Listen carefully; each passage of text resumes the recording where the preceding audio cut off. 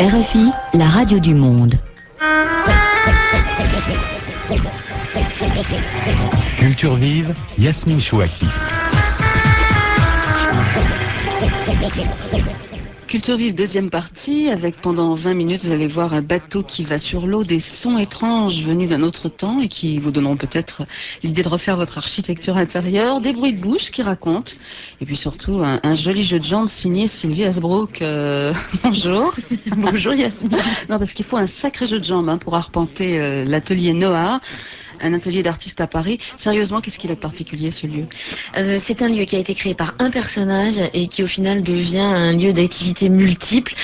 Arnaud, donc le personnage phare de cet endroit, Alfortville, n'est pas seulement un amateur de détournement de prénom, puisque Noir c'est Arnaud à l'envers, c'est aussi un cinglé de détournement tout court. Et vous, une telle passion au bricolage, à la récupération, qu'il finit par acheter un atelier de 1000 mètres carrés, de mobilier en encadrement de lampes folles en chaises personnalisées. Il joue du rivet avec un plaisir qui est aujourd'hui... Du rivet. Du rivet. Ouais. C'est ce que c'est un rivet ? Bah non. D'accord, je vais vous montrer après aujourd'hui. Eh bien, quoi qu'il en soit, aujourd'hui, il en vit de son rivet. Alors, quelque chose me dit quand même en même temps que votre monsieur Noah, il n'est pas tout seul quand même pour Non, faire ils tout sont ça. très très nombreux. Bah oui, 1000 mètres carrés, c'est beaucoup, même avec une femme et des enfants. Et puis c'est pas tout ça, ça coûte des sous. Arnaud, très amateur de vie en communauté, a donc ouvert ses portes à d'autres artistes. Ça fait tout de même 14 jeux de clés.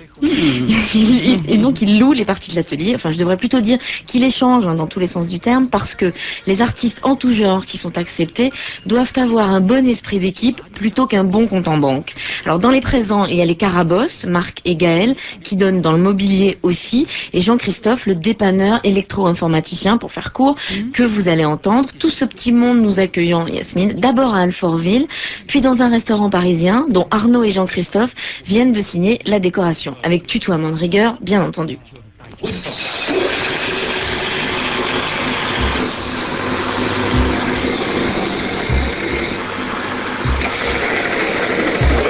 C'est quoi ça ? Ça c'est une ponceuse à bande fixe qui permet de redresser des pièces bien à plat. En métal. En métal, en bois, un peu tout ce qu'on veut. C'est une ponceuse quoi en fait. Donc il y a une partie ronde devant, une partie plate au-dessus, et puis on fait ce qu'on veut avec ça. Ce qu'on veut. On affûte même nos ciseaux à bois.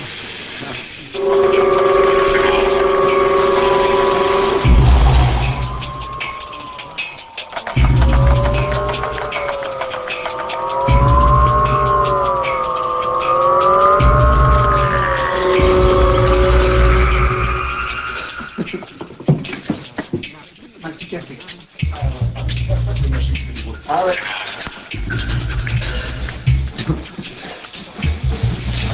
Ça, c'est une vieille bécane que j'ai achetée dans un atelier en fait, qui revendait des machines. Ça doit être une machine qui a 40-50 ans, ça. C'est une vieille machine, une vieille scie à ruban, à métal.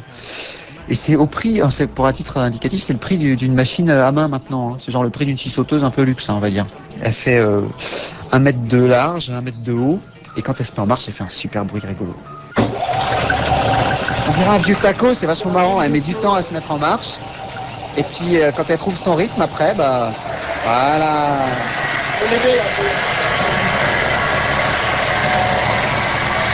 Ça fait tout doucement et ça découpe le métal en fait. C'est très très délicat comme outil. C'est un bel objet. Ouais, c'est un bel objet. C'est un vieux truc increvable en fait. Tout est mécanique, c'est complètement increvable. C'est une fascination pour les vieux objets, de toute façon. Moi oui. Perso, je peux le dire, ouais, j'aime bien tout ce qui est un peu vieux, un peu désuet. Et puis c'est ce qui reste dans le temps quelque part. C'est pas du tout les mêmes résistances et les vieilles machines sont beaucoup plus costauds que les machines modernes. Je sais pas, il y a un côté super rassurant, moi je trouve, quand tu achètes une machine comme ça en fait. Je sais pas, tu te dis bon, ça a servi, ça a du vécu, ça a fait des choses, ça a fabriqué peut-être des centaines de milliers d'objets, ça a débité des kilomètres de câbles, de métal et ça marche encore et ça marchera encore. C'est un petit peu contre le côté consommation actuelle quoi. Tu achètes une pauvre machine qui te casse tout de suite, je sais pas, il y a un truc rassurant. Quand tu les portes, c'est plus rassurant. Ouais. Parce qu'elles sont plus lourdes. C'est des grosses machines en fonte, alors que maintenant les machines se font en fonte d'aluminium. C'est baltringue, c'est hyper drôle. Regarde cette machine, elle ressemble à rien. C'est drôle, c'est anti-design quoi, c'est le contraire c'est l'antithèse du design.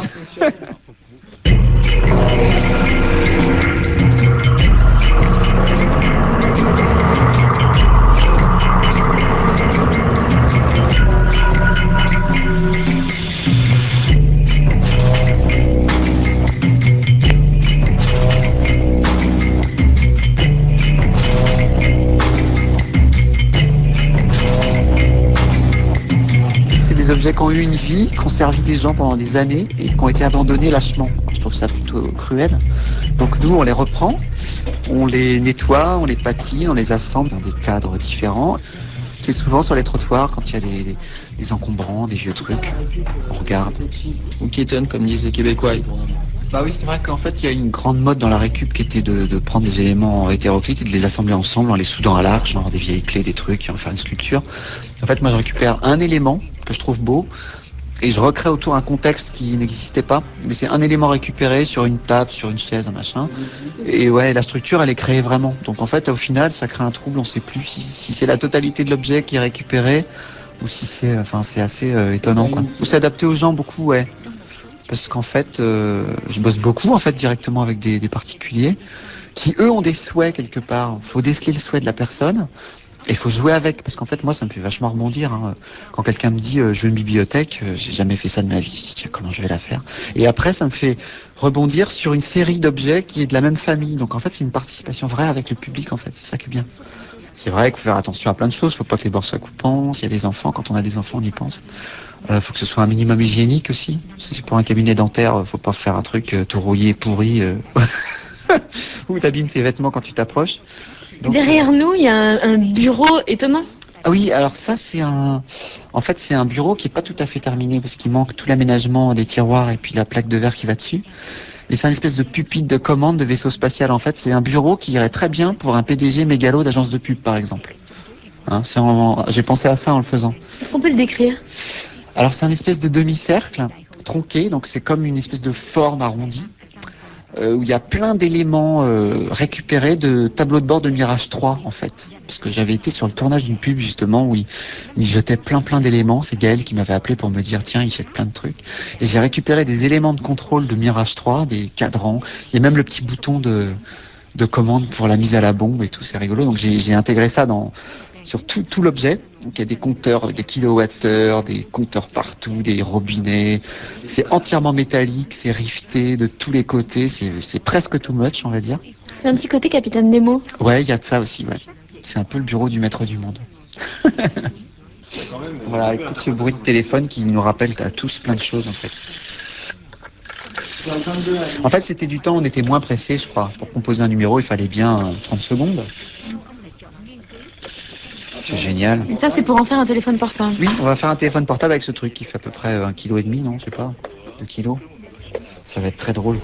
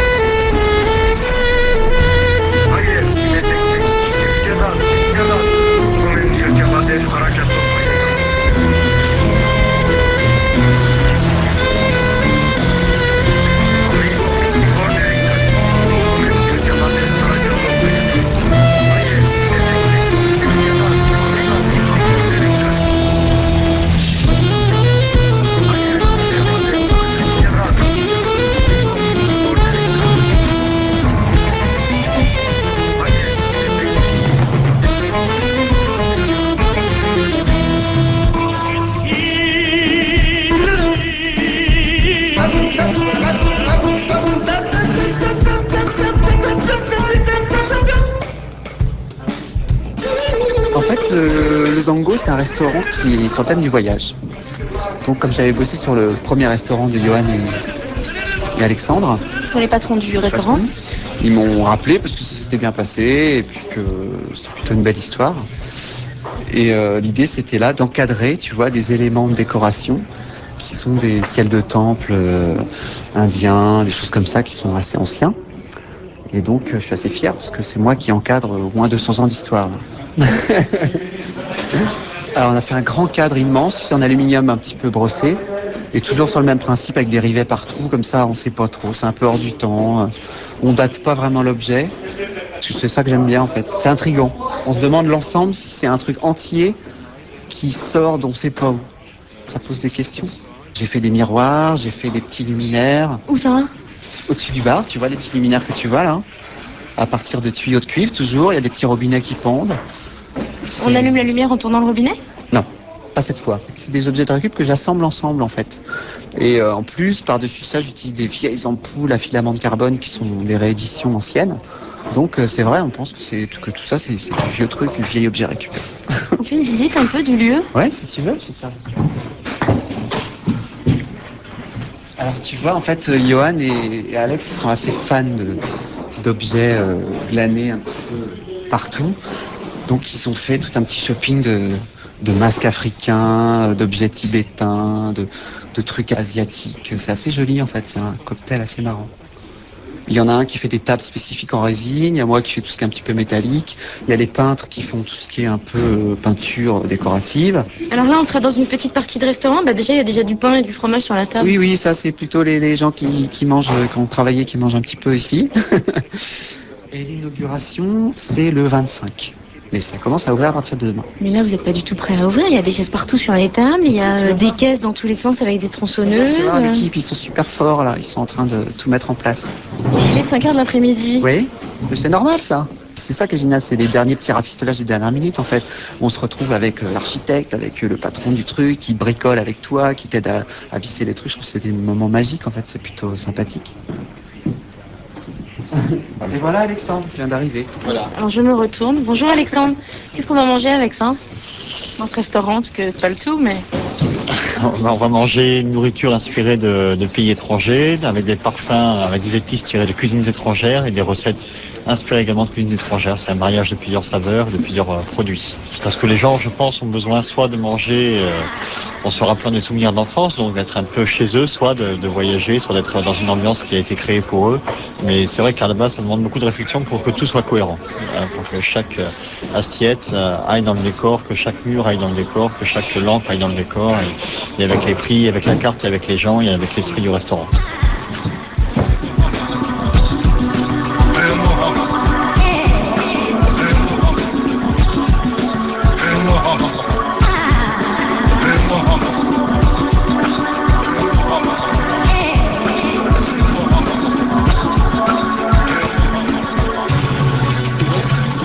Philippe, il va pas nous échapper comme ça. Philippe, c'est l'architecte. Chaque artisan, artiste a mis sa patte. Moi j'ai un petit peu coordonné tout ça, mais les choix, on en a discuté ensemble, mais chacun était un peu libre de ses choix et de sa création. C'est pas difficile justement d'encadrer des électrons libres qui font de la récupération et qui inventent des objets en mettant des robinets non. aux lampes? Non, parce que moi j'aime bien aussi. Donc avec Arnaud par exemple, les systèmes d'éclairage, là on a créé ça un petit peu ensemble.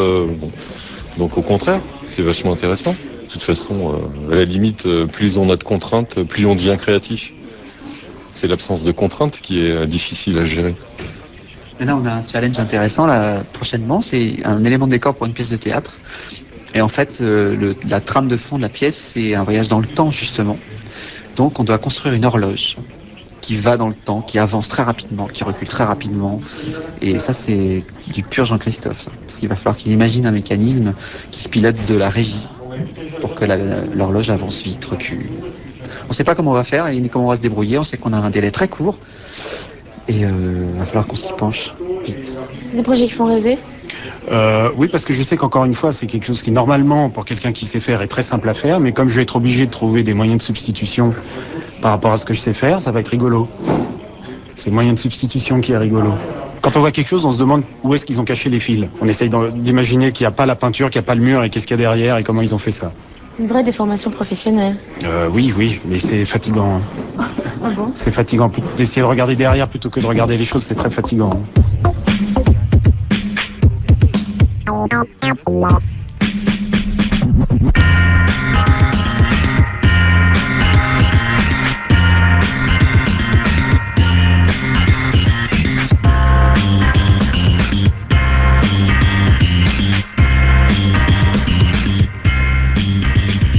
C'est un lieu où chacun est indépendant. Autant c'est assez communautaire, autant c'est vraiment des entités séparées, différentes, et qui sont le contraire de la concurrence.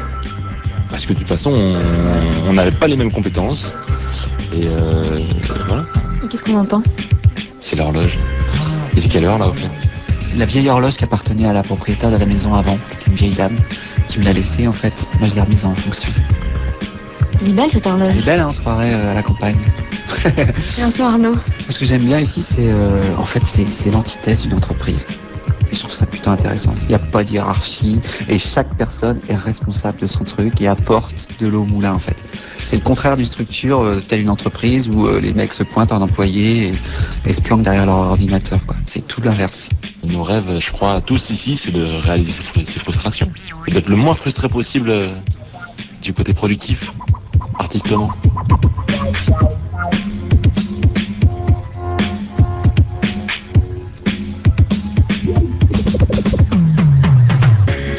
Non, c'est sympa avec vous, hein, Sylvia Asbrook, c'est la moralité, parce que souvent j'ai remarqué on se fait des sorties de resto comme ça. La déco, ça ressemble à quoi? Ça, c'est vraiment petit napperon, toile cirée, tout ça, tout ce que j'aime. C'est plutôt porte-dogon encadré et petit coin canapé pour préparer ses vacances avec des guides et des cartes du monde entier. Ouais. Si on veut voir le travail d'Arnaud de plus près, le mieux c'est quand même d'aller à l'atelier. On peut prendre rendez-vous au 06 10 97 12 51, même acheter des choses. Ouais. Et puis dans un an, on pourra voir un bateau phare comme il en existe un à Paris, à Londres, qui sera entièrement refait par Arnaud et ses petits camarades. Affaire à suivre. Merci Sylvia Asbrook, à bientôt. À très bientôt. Culture Vive avec Camille Geoffrey, Yasmine Chouaki, c'est fini pour aujourd'hui. Bon week-end à tous sur RFI, on se retrouve lundi.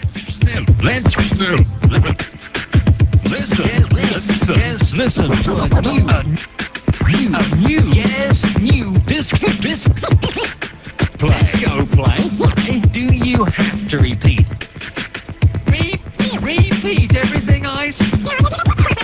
Do you have to repeat everything?